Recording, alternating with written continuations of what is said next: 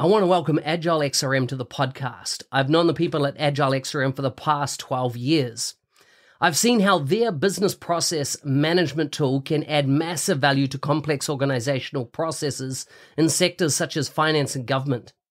If you have complex processes or a need for dialogues on the Power Platform or Dynamics 365, take a look at how this BPM tool can add value. You can find them at agilexrm.com or check out the show notes for more details.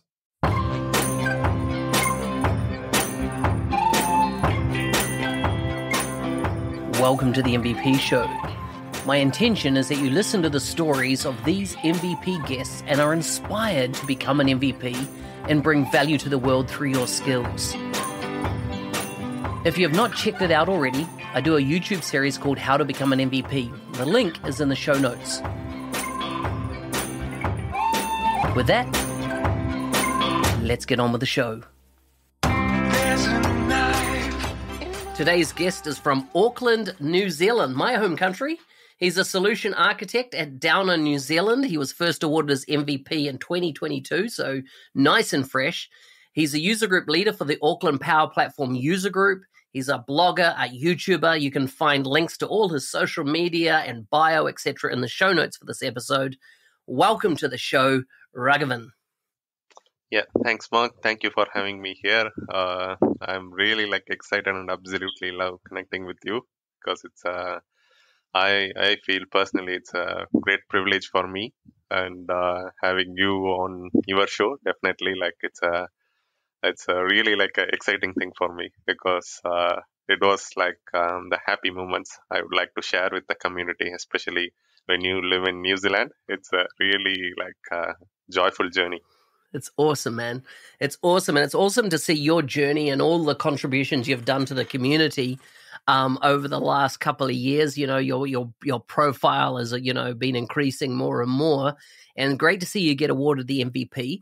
Before we talk about a bit about your journey and how you became an MVP and kind of what area of technology you focus in, can you tell me a bit about food, family, and fun? What does Ragavan do when he's not at Downer doing his day job? What do you do outside of that? Yeah, sure.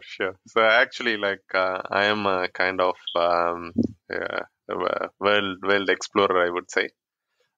Recently, I think I would say for the last 5 years, it was really quiet within New Zealand, I would say. But before that, I was like a world traveler. So I used to travel a lot, and then I was in Scotland for a while. Around 5 years, I used to work for a company, British Telecom. So I was a solution architect there, and it was a really joyful journey. And then I had a chance to visit Europe and then Middle East and then some of the area on Europe, which was really, really cool. So that is my key thing. So I am like a travel explorer. And then in the last 5 years, because New Zealand is kind of far away, I would say, from the rest of the world, so it is quite disappointing, but still, because due to different things, I'm still exploring within New Zealand. I take always a new route when the summer comes, so we explore the new things, which is really good. And my wife is such she's adapting, and she's also enjoying the journey what I'm doing. So we both used to travel a lot down our summertime. So that's a thing. And also, I prefer we as a family, we have 2 boys. So we as a family, we explore all the reserve within New Zealand and then go for a long walk and then find something really interesting, which was really cool. Yeah. That's incredible. So where did you originate from? What country are you from originally? Yeah, I am from India, but the South India, especially the modern term is Madras. So it's actually Chennai. So it's Madras. It's quite near to Sri Lanka. It's very that's how I used to tell everyone. Yeah, you can find Sri Lanka just below that. There is a gap. So yeah, that's a South Indian part. Wow.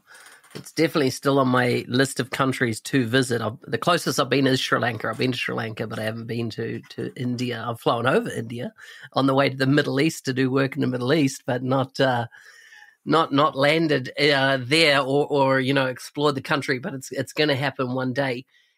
Favorite food in New Zealand? Favorite food in New Zealand? I'm still Indian based person, but I quite like a Malaysian actually. I don't know for some reason the roti chana, and I'm a vegetarian, but still I mean never minded anything about different foods, but still go with the vegetarian foods.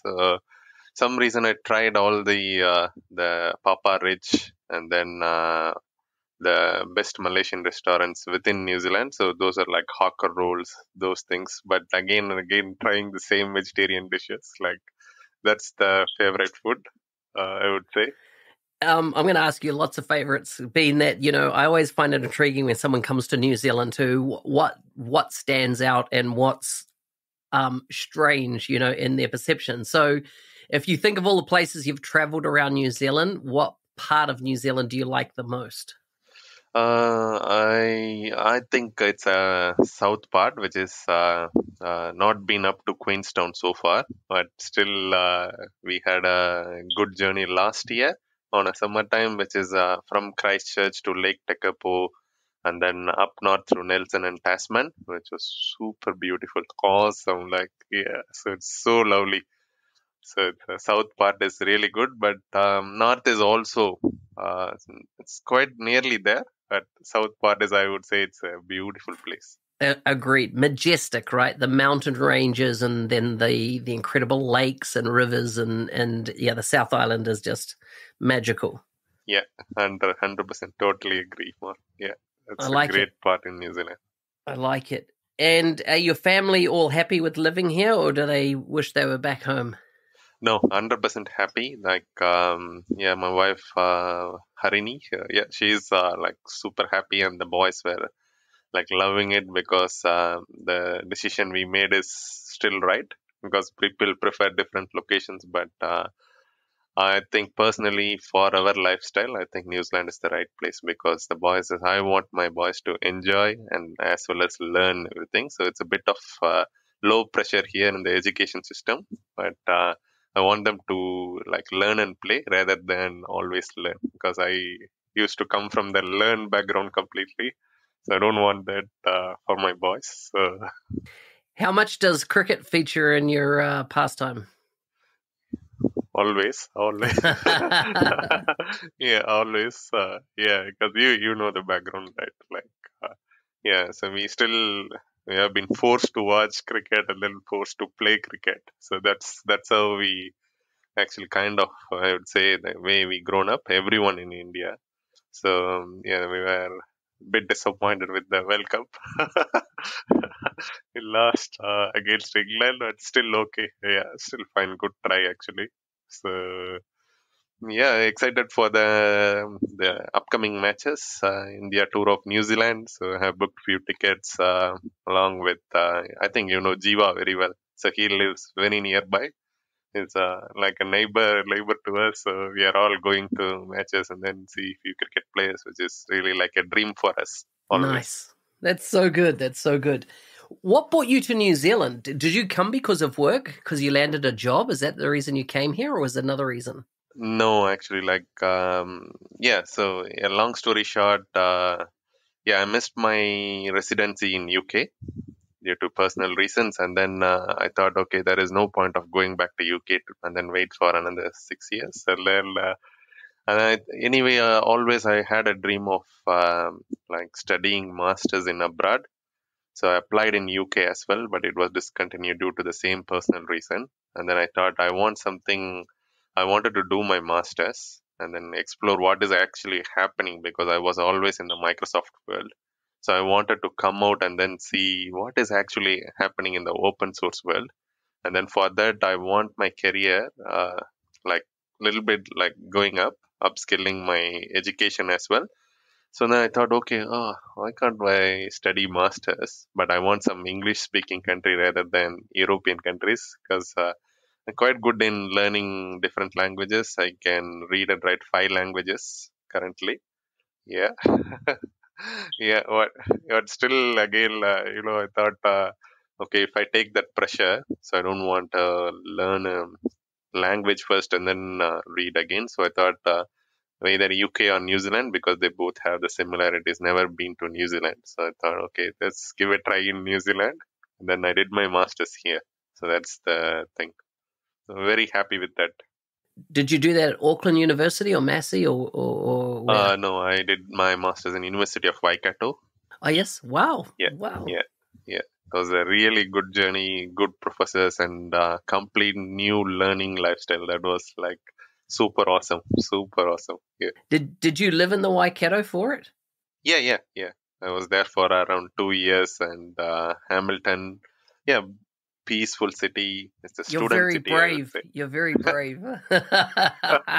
Thank you. Classic. No, it's a lovely part of the country. Tell me, and my father actually lives in that region. Actually, no, he's just outside in Hawke's Bay, probably more, or the Bay of Plenty. I can't even remember their region. Anyhow, tell me about how did you originally get into technology? Where did that start? Where did you decide, this is my type of thing, technology? And what was it, and kind of what's your journey been up to, what you're doing now? Yeah, I think I would say I'm still in the quite right path from the beginning. So all my background is from information technology. Did my bachelor's, and I already hold one more master's in computer applications, and then master's in information technology, which is at University of Waikato. Everything is related to information technology. And from the beginning started like when I started my career at 2007, still with the same technology, but always in the Microsoft world for a long period, more than a decade. It was always a Microsoft, like 365 and then SharePoint.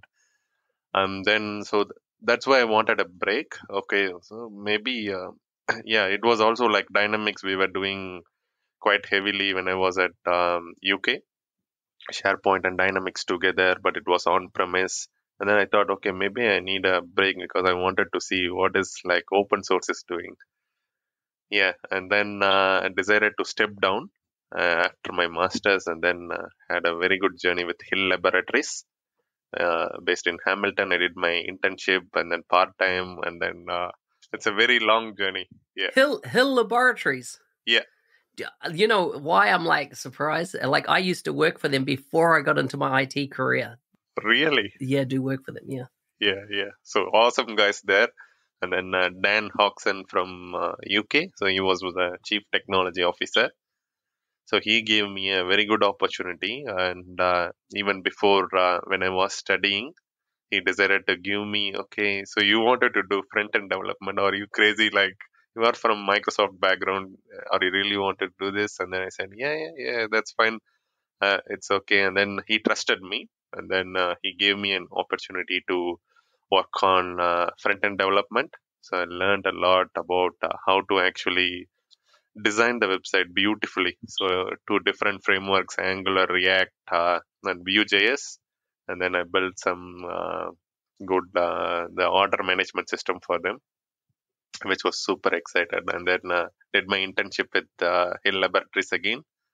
Yeah, it was super cool overall. Like I thought, okay, I'm satisfied in the IT career because not always in the Microsoft world. So I stepped out and then stepped down as well. Learned something which is really cool, like what other guys are doing, why they are doing. So that was the point. I wanted to actually learn why these guys are like, if Microsoft is providing awesome set of suite and the tool set, and why like people in other side they prefer open source. That was my always in my mind. I wanted to see why they are actually doing, what is the reason behind that. So I got that answer, like why people prefer open source development, why people prefer like the Microsoft set of tools. And the answer is when you want like a rapid development and you don't have enough resources, but you are like a corporate enterprise, yes, you will always choose the Microsoft because you have big scale and you wanted to, you are not supposed to wait because you have a large resource already. You wanted to make that application up and running immediately within a short span of time. So that's where like the big enterprise company will choose that. And then if you are like a startup or a small company where you can't actually afford the license cost, so then they will go with that open source, and then they will build their own products. Your opinion, I'm going to ask for it. Do you think that limits the startup company potentially in time? Because in my mind, I've got a client that we are currently supplying 60 staff to. They're a startup and they are doing everything in React. And I'm wondering, like, because I know this business and know that they're running into now issues around scale. Yes, we're doing all that development and stuff for them, but what's your opinion then? How does that startup company, and I know we're diverging here, how does that startup company transition then?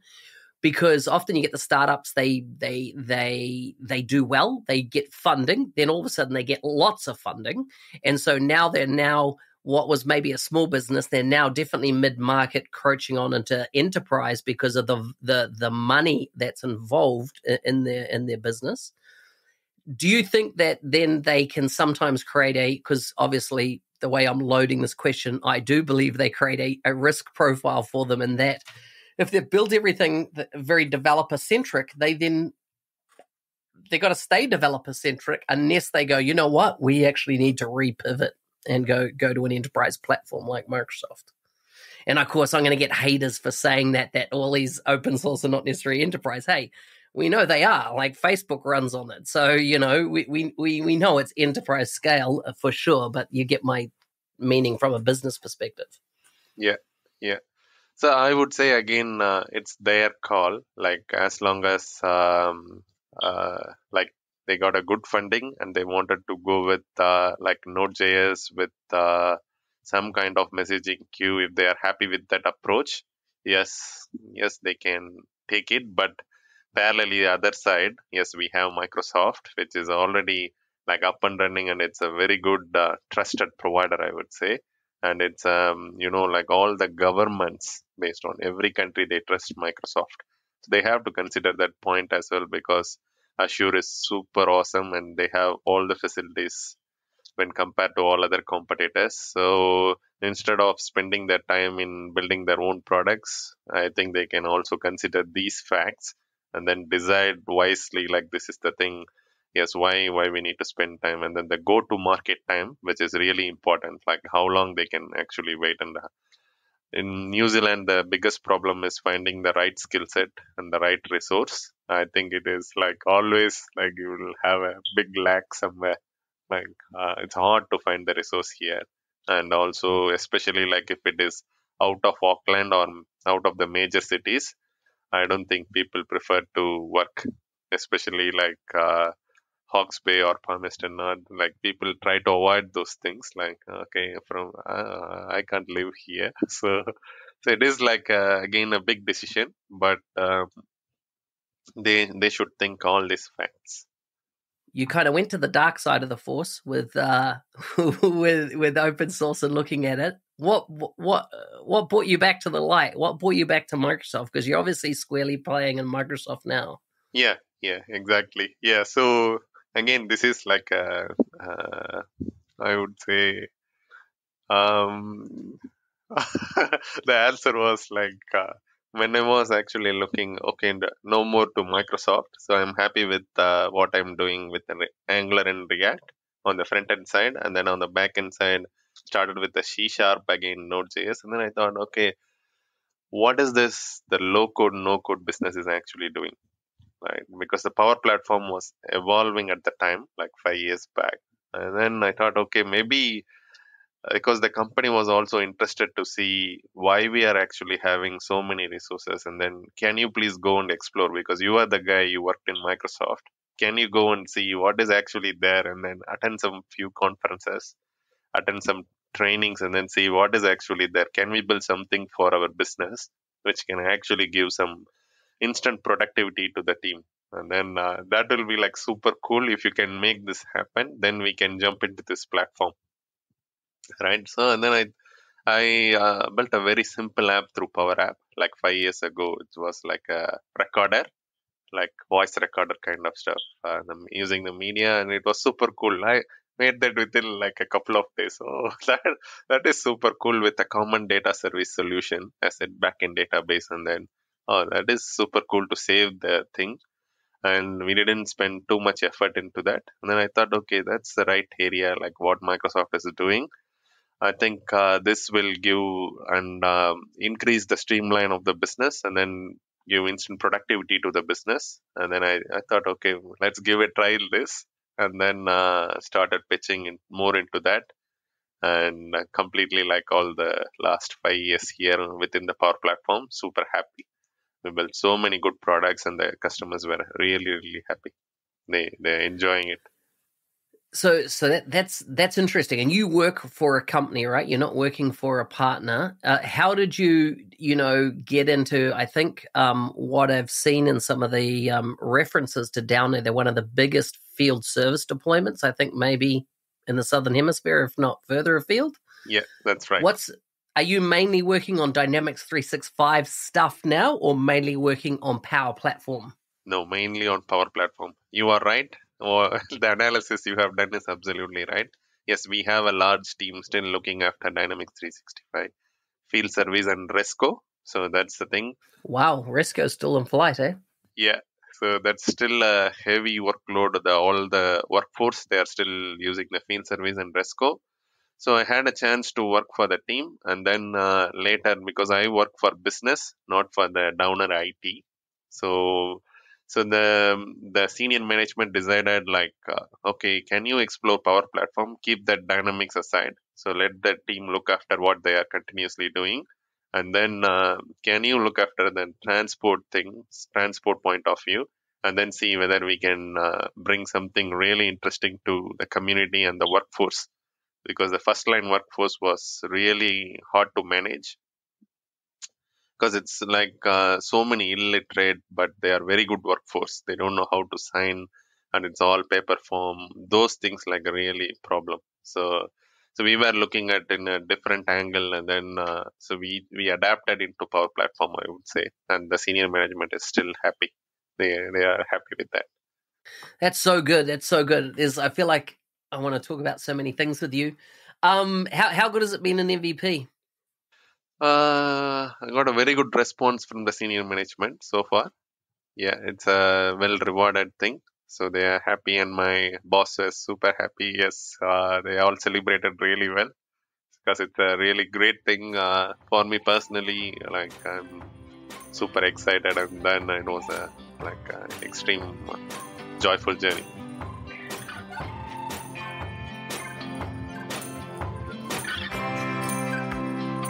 Hey, thanks for listening.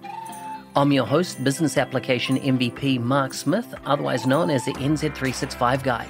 If you like the show and want to be a supporter, check out buymeacoffee.com/NZ365 Guy. Thanks again, and see you next time.